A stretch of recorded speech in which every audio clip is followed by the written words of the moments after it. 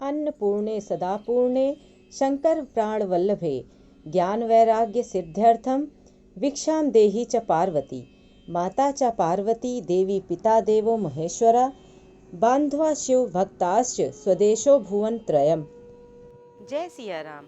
आपके अपने चैनल धार्मिक कथाएं में एक बार फिर से आप सभी का बहुत बहुत स्वागत है। जिस प्रकार से दोनों नवरात्र में माता अन्नपूर्णा का पूजन किया जाता है, ठीक उसी प्रकार से मार्गशीर्ष मास में अर्थात इगहन मास में भी माता अन्नपूर्णा के पूजन व व्रत का विशेष महत्व बताया गया है। मार्गशीर्ष कृष्ण पक्ष की प्रतिपदा से पूर्णिमा पर्यंत 21 दिवस मां अन्नपूर्णा का व्रत अनुष्ठान करने से सुख, यश, कीर्ति तथा आयु में वृद्धि होती है। हिंदू सनातन धर्म में मां अन्नपूर्णा का व्रत सर्व मनोकामना पूर्ण करने वाला तथा वर्ष भर स्वास्थ्य में वृद्धि करता है। यह व्रत इगहन मास की शुक्ल पक्ष की पंचमी तिथि से शुरू करते हैं और 21 दिन तक माता अन्नपूर्णा की पूजा की जाती है, जिससे जीवन में अन्न, धन और सभी सुख समृद्धि की प्राप्ति होती है। साथ ही यह व्रत कुंवारी कन्याएं भी अपने मनचाहे वर की प्राप्ति के लिए यह व्रत करती हैं। जिन युवतियों के विवाह में बाधाएं या अन्य कोई समस्या के कारण रुकावट आती है, उन्हें उस दिन व्रत अवश्य करना चाहिए। व्रत के दौरान माता कात्यायनी का पूजन किया जाता है। माता के पूजन से भगवान श्री कृष्ण अति प्रसन्न होते हैं। जिस दिन से व्रत शुरू करना होता है, उस दिन प्रातः काल स्नान आदि नित्य क्रियाकर्म करने के पश्चात जितने दिन का आपको व्रत रखना है, आप 21 दिन रखना चाहते हैं या 5 दिन का रखना चाहते हैं, या फिर सामर्थ्य नहीं है तो कुछ लोग एक ही दिन का व्रत रखते हैं, तो उन लोगों को भी व्रत का संकल्प लेना चाहिए। व्रत का संकल्प लेने के पश्चात शुद्ध गाय के देसी घी का दीपक जलाकर माता अन्नपूर्णा की ऋतुकाल में प्राप्त होने वाले फल, फूल, नैवेद्य आदि से पूजन करके उनकी कथा का श्रवण करें अथवा उनकी कथा को पढ़ें। इस व्रत में 21 दिन के लिए 21 गांठ का सूत्र यानी जो धागा होता है सूत का, वो लेना होता है।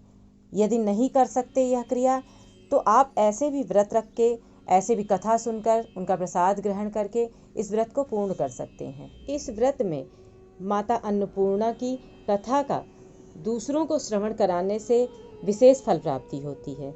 यदि आपको कोई भी कथा सुनाने वाला न मिले, तो पीपल के पत्ते पर सुपारी रखकर ग्वारपाठा के पौधे के सामने दीपक प्रज्वलित कर भगवान सूर्यदेव, गाय, तुलसी या महादेव को कथा सुनाएं। इस व्रत में इस कथा का श्रवण करना और इस कथा का श्रवण दूसरों को कराना, यह विशेष महत्व रखता है। आप व्रत रखें या ना रखें, यदि आपकी सामर्थ्य है तो आप 21 दिन का व्रत ना करें। एक दिन का कर सकते हैं तो एक दिन का करें, और वो भी नहीं कर सकते तो आपको मात्र माता रानी का पूजन करके उनकी कथा को खुद स्वयं भी श्रवण करें और दूसरों को भी श्रवण कराएं। माता अन्नपूर्णा की कथा इस प्रकार से है। एक समय की बात है, काशी निवासी धनंजय की पत्नी का नाम सुलक्षणा था। उसे अन्य सब सुख प्राप्त थे, केवल निर्धनता ही उसके दुख का कारण थी। यह दुख उसे हर समय सताता था। एक दिन सुलक्षणा पति से बोली, स्वामी आप कुछ उद्यम करो तो काम चले। इस प्रकार कब तक काम चलेगा? सुलक्षणा की बात धनंजय के मन में बैठ गई और वह उसी दिन विश्वनाथ शंकर जी को प्रसन्न करने के लिए बैठ गया और कहने लगा, हे देवाधिदेव विश्वेश्वर, मुझे पूजा पाठ कुछ नहीं आता, केवल तुम्हारे भरोसे ही बैठा हूँ। इतनी विनती करके वह 2-3 दिन भूखा प्यासा बैठा रहा। यह देखकर भगवान शंकर ने उसके कान में अन्नपूर्णा अन्नपूर्णा अन्नपूर्णा इस प्रकार 3 बार कहा। यह कौन क्या कह गया? इसी सोच में धनंजय पड़ गया कि मंदिर से आते ब्राह्मण को देखकर पूछने लगा, पंडित जी अन्नपूर्णा कौन है? ब्राह्मणों ने कहा, तू अन्न छोड़ बैठा है सो तुझे अन्न की ही बात सूझती है, जा घर जाकर अन्न ग्रहण कर। धनंजय घर गया, स्त्री से सारी बात कही। वह बोली, हे नाथ चिंता मत करो, स्वयं शंकर जी ने यह मंत्र दिया है, वे स्वयं ही खुलासा करेंगे। आप फिर जाकर उनकी आराधना करो। धनंजय फिर जैसा का तैसा पूजा में बैठ गया। रात्रि में शंकर जी ने आज्ञा दी, कहा तू पूर्व दिशा में चला जा। वह अन्नपूर्णा का नाम जपता चला गया और रास्ते में फल खाता, झरनों का पानी पीता चला गया। इस प्रकार कितने ही दिनों तक वह चलता गया।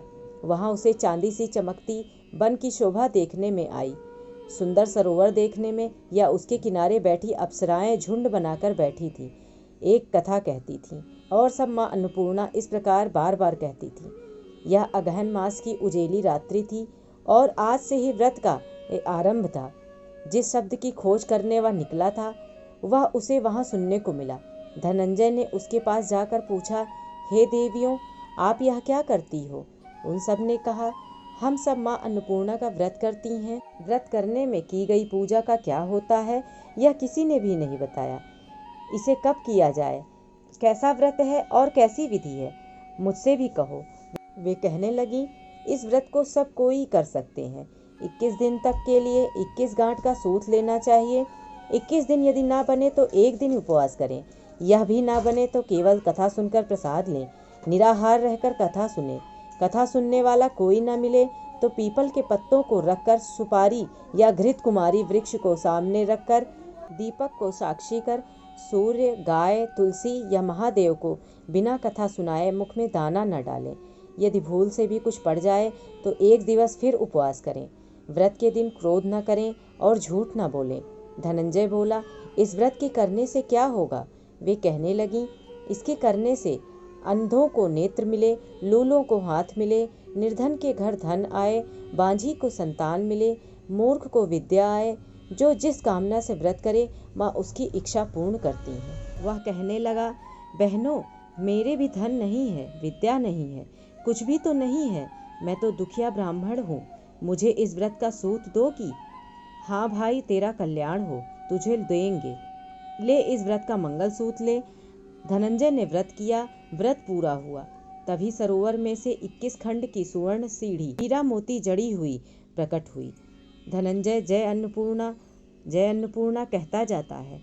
इस प्रकार कितनी ही सीढ़ियां उतर गया तो देखता है कि करोड़ों सूर्य के प्रकाशमान अन्नपूर्णा का मंदिर है। उसके सामने सुवर्ण सिंहासन पर माता अन्नपूर्णा विराजमान है। सामने भिक्षा हेतु भगवान शंकर खड़े हैं। देवांगनाएं चंवर डुलाती, कितनी ही हथियार बांधे पहरा देती हैं। धनंजय दौड़कर जगदम्बा के चरणों में गिर गया। देवी उसके मन का क्लेश जान गई। धनंजय कहने लगा, माता, आप तो अंतर्यामिनी हो, आपको अपनी दशा क्या बताऊं? माता बोली, मेरा व्रत किया है, जा, संसार तेरा सत्कार करेगा। माता ने धनंजय की जिह्वा पर बीज मंत्र लिख दिया। अब तो उसके रोम रोम में विद्या प्रकट हो गई।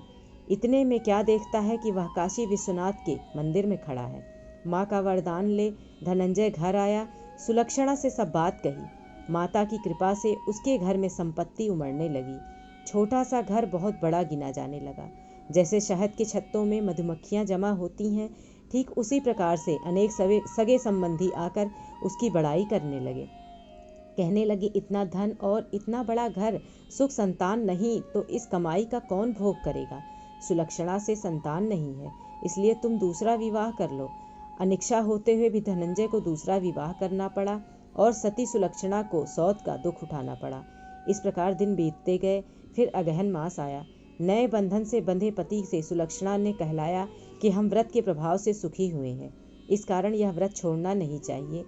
यह माता जी का प्रताप है जो हम इतने संपन्न और सुखी हैं। सुलक्षणा की बात सुन धनंजय उसके यहाँ आया और व्रत में बैठ गया।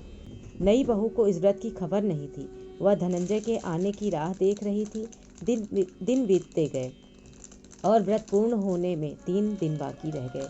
नई बहू को खबर पड़ी। उसके मन में ईर्ष्या की ज्वाला दहक रही थी।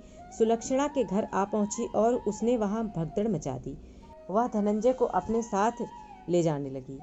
घर में धनंजय को थोड़ी देर के लिए निद्रा ने आ दबाया। इसी समय नई बहू ने उसके व्रत का सूत तोड़कर आग में फेंक दिया। अब तो माता का कोप जाग गया। घर में अकस्मात आग लग गई। सब कुछ जलकर खाक हो गया। सुलक्षणा जान गई और पति को फिर अपने घर ले आई। नई बहू रूठकर पिता के घर जा बैठी। पति को परमेश्वर मानने वाली सुलक्षणा बोली, नाथ, घबराना नहीं, माता जी की कृपा अलौकिक है। पुत्र कुपुत्र हो जाता है पर माता कुमाता नहीं होती।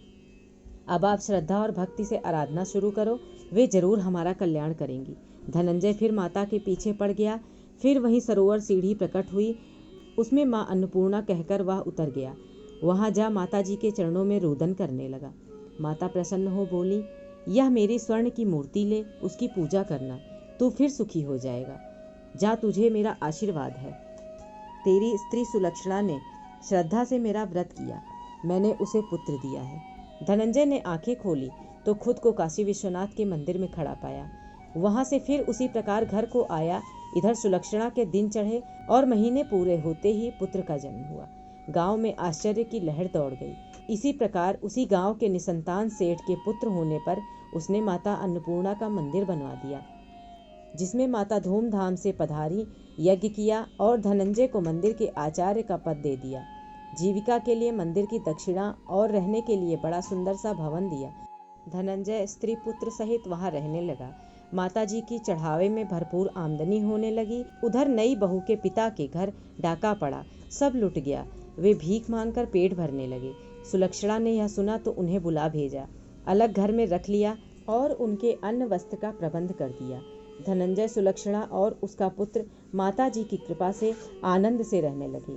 जिस प्रकार से धनंजय और सुलक्षणा के ऊपर माता अन्नपूर्णा की कृपा दृष्टि हुई, उनके भंडार भरे, ठीक उसी प्रकार से माता अन्नपूर्णा की कृपा दृष्टि संसार के समस्त प्राणी पर एक सार रहे और समस्त प्राणियों के भंडार भरे रहे। इसी कामना के साथ आज की अपनी इस वीडियो को मैं यहीं समाप्त कर रही हूँ।